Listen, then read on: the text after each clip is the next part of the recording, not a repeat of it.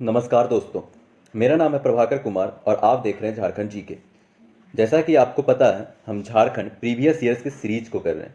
अब तक हमने झारखंड के बहुत सारे प्रीवियस ईयर्स के सेट को अपलोड कर दे चुके हैं। अगर आपने अभी तक हमारे वीडियो को नहीं देखा है तो शुरू से जाएं, जितने भी सेट हैं सभी के क्वेश्चन सॉल्व करें और हर क्वेश्चन में आपको कुछ समय दिया जाता है, तो आप अपना मार्क्स को भी लिखें और लास्ट में कमेंट सेक्शन पर आप जितने भी क्वेश्चन है उसमें कितने मार्क्स ऑब्टेन किए हैं उसे ज़रूर लिखें।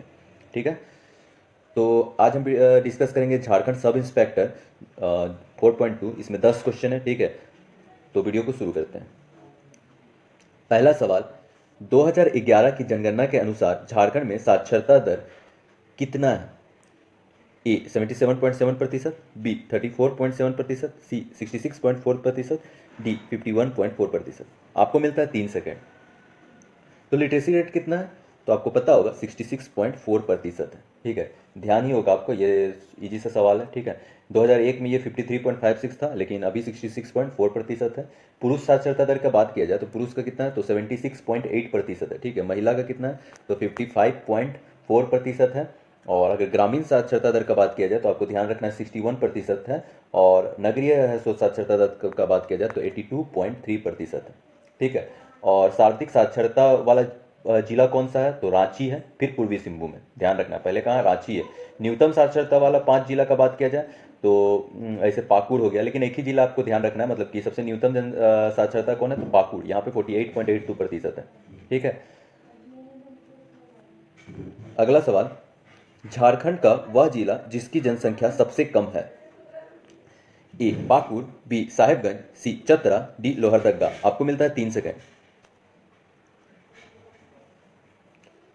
तो कौन सा है? तो आपको पता होगा सबसे कम जनसंख्या लोहरदगा में। ठीक है, ध्यान रखना है, लोहरदगा में सबसे कम जनसंख्या। बात आया लोहरदगा जिला का तो थोड़ा इसके बारे में भी जान लेते हैं। तो ये हमारा प्यारा झारखंड, और यहाँ पे देखिए पड़ता है लोहरदगा जिला। देख लीजिए, लोहरदगा जिला किसी भी राज्य से टच नहीं करता है। ध्यान रखना है, लोहरदगा जिला जो है वो किसी अन्य राज्य से टच नहीं करता। ठीक है, इसका गठन कब हुआ था? 1983 में। क्षेत्रफल कितना है? तो 1502 ठीक है किलोमीटर स्क्वायर है। और अनुमंडल एक ही है जो कि खुद लोहरदगा है। और प्रखंड का बात किया जाए तो टोटल 7 प्रखंड है। और न्यूनतम जनसंख्या जो कि अभी सवाल आया था, ठीक है, और अनुसूचित जनजाति का भी न्यूनतम जनसंख्या यहाँ पे। ठीक है, अनुसूचित जनजाति के लिए भी न्यूनतम जनसंख्या जो है वो लोहरदगा जिला में ही है। ध्यान रखना। अगला सवाल, 2011 की जनगणना के अनुसार झारखंड की ग्रामीण जनसंख्या कितनी है? ठीक है, ए आपका 2.5 करोड़, बी 1 करोड़, सी 4 करोड़ 89 लाख, डी 3 करोड़ 94 लाख। आपको मिलता है 3 सेकेंड। तो आपको अप्रोक्स ध्यान रखना है, अगर आप रखे होंगे तो कितना है? तो आपको पता होगा 2.5 करोड़ के आसपास आपका जो ग्रामीण जनसंख्या है वो है। ठीक है, ऐसे ठीक है। ऐसे पुरुष जनसंख्या का बात किया जाए 2011 की जनगणना के मुताबिक तो 1.69 करोड़ है। महिला का अगर देखा जाए, महिला कितना है? तो 1.60 करोड़ है। पुरुष का अगर परसेंटेज में देखा जाए तो 51.32% और महिला का 48.61%।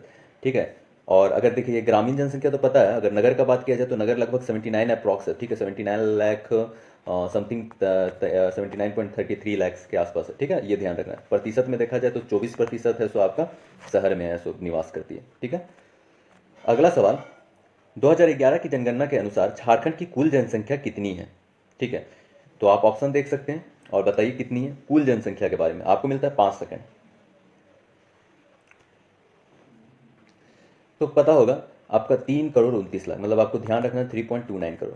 ठीक है, और अभी मैंने जनगणना के बारे में बात किया है। ठीक है, अगला सवाल, झारखंड उच्च न्यायालय देश में डैश है, तो कौन सा रैंक है? ए 12, बी 17, सी 19, डी 21। आपको मिलता है 3 सेकेंड। तो कौन सा रैंक है? तो आपको पता होगा इसका 21वां रैंक है। ठीक है, आपको ध्यान होगा। और अगर गठन का बात किया, जब झारखंड बना था उसी टाइम इसका भी गठन हुआ था, तो ध्यान रखना 15 नवंबर 2000 को इसका गठन हुआ था। तो सेम चीज़ है। ठीक है, याद रखना। और अगर प्रथम मुख्य न्यायाधीश भी इसके बारे में जान लेते हैं तो विनोद कुमार गुप्ता। आपको ध्यान होगा जो हमारा प्रथम मुख्य न्यायाधीश थे वो विनोद कुमार गुप्ता थे। और अगर कार्यवाहक कार्यवाहक न्यायाधीश के बारे में भी ऐसा आता है, प्रथम कार्यवाहक न्यायाधीश कौन थे? तो वो थे मुखोपाध्याय। ध्यान रखना, कौन थे? मुखोपाध्याय। ठीक है, अगला सवाल, सिंदरी में बिहार प्रौद्योगिकी संस्थान का नाम बदला गया, तो बिहार इंस्टीट्यूट ऑफ टेक्नोलॉजी की जो सिंदरी में उसका नाम क्या हो गया? ये तो सभी को लगभग याद ही होगा, फिर भी एक बार देख लीजिए। Birla institute of technology, Birsa institute of technology, Bharat institute of technology, और इनमें से कोई नहीं। आपको मिलता है 3 सेकेंड। तो सिंदरी का जो बिहार है उसको ये ऑप्शन से भी पता चल जाएगा, अगर आप ऐसे बिरला और बिरसा में आदमी कंफ्यूज होता है। लेकिन आपको ध्यान होगा कि अगर ये नाम चेंज हुआ होगा तो पक्का है कि बिरसा मुंडा के नाम पे हुआ होगा, तो ये बिरसा इंस्टीट्यूट ऑफ टेक्नोलॉजी कहाँ पे, तो ध्यान रखना सिंदरी में, ठीक है। सिंदरी कहाँ पे, तो धनबाद, ये ध्यान रखना, ठीक है। और अगर बिरला इंस्टीट्यूट ऑफ टेक्नोलॉजी का बात किया जाए ना तो ये मेसरा है, ठीक है, रांची वाला, ठीक है, ये ध्यान रखना है आपको, ठीक है।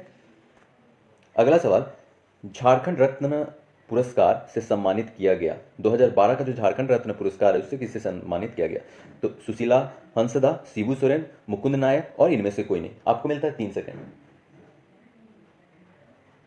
ठीक है। तो 2012 में झारखंड रत्न किन्हें मिला था, तो मुकुंद नायक को मिला था। आपको पता होगा, साहित्य अगर आप पढ़ रहे होंगे इस सब में, तो मुकुंद नायक का भी है सो आपका जिक्र है, ठीक है। ऐसे मुकुंद नायक कौन थे, तो नागपुरी लोक संगीत तथा नृत्य से जुड़े थे, ध्यान रखना, ठीक है। लोक संगीत और नृत्य से जुड़े हुए व्यक्ति हैं मुकुंद नायक, ठीक है।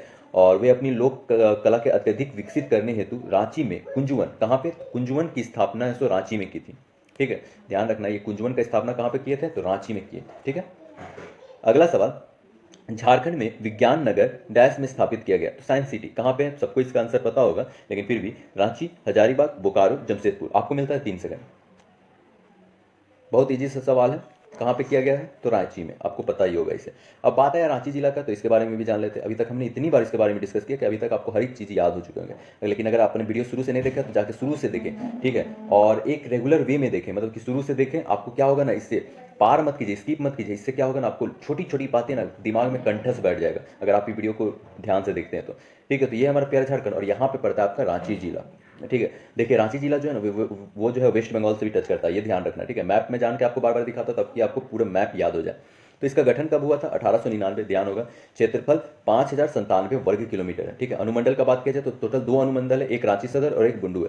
प्रखंड का बात की जाए तो टोटल 18 प्रखंड है, ठीक है। सार्वधिक विधानसभा क्षेत्र जो कि 7 है, ठीक है। सार्वधिक अनुसूचित जनजाति की जनसंख्या, ठीक है, आपका कहाँ पे, तो रांची में, ठीक है। इतना चीज ध्यान रखना है। अगला सवाल, राजमहल की पहाड़ियों में निम्नलिखित में से कौन सा महत्वपूर्ण झरना है, तो अगर बात की जाए राजमहल की पहाड़ी में कौन सा झरना है, तो ए हिरनी, बी रजरप्पा, सी मोती झरा, डी कोलता। आपको मिलता है 3 सेकंड। तो कौन सा है, तो आपको पता होगा मोती झरा, ठीक है। ये कहाँ पे, तो राजमहल। देखिए मोती कहाँ पे हो सकता है, राजा राजा के लोग के पास मोती हो सकता है, तो इसी से पता चल जाएगा। हमेशा ध्यान रखिएगा, साहिबगंज या राजमहल दोनों में जो ऑप्शन रहेगा, ठीक है।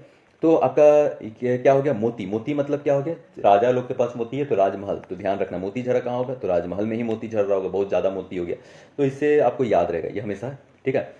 तो इतना ही, आगे है सो देखते हैं। राजमहल, झारखंड में राजमहल की पहाड़ियों में डैश जनजातियां हैं, ठीक है। ए सोरिया पहाड़िया, बी पहाड़ी खड़िया, सी असुर, डी भूमिज। आपको मिलता है 3 सेकंड। तो कौन सा है, तो आपको पता होगा संथाल परगना में जो लगभग होता है आपका सोरिया पहाड़िया लोग है, ठीक है। संथाल के बाद यही लोग हैं, ठीक है, सोरिया पहाड़िया, ठीक है। तो अगर सोरिया पहाड़िया के बारे में भी थोड़ा मोड़ा जान लेते हैं, तो सोरिया पहाड़िया कौन सा इस आते हैं, तो प्रोटोस्टलाइड, ध्यान रखना, सोरिया पहाड़िया प्रोटोस्टलाइड है, ठीक है। और आपका भाषा जो है ये मालतो बोलते हैं, ठीक है। और इनका जो सर्वोच्च देवता है वो लेहू गोसाई, सर्वोच्च देवता क्या है, तो लेहू गोसाई है, ठीक है।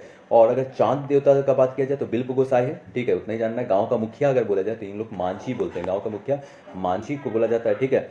और इनका सीएनआर भी होता है, जैसे कहीं पे आपका गांव का मुखिया मांझी हो गया और मुखिया को इन लोग सीएनआर भी बोलते हैं, ठीक है, ये भी ध्यान रखना, ठीक है।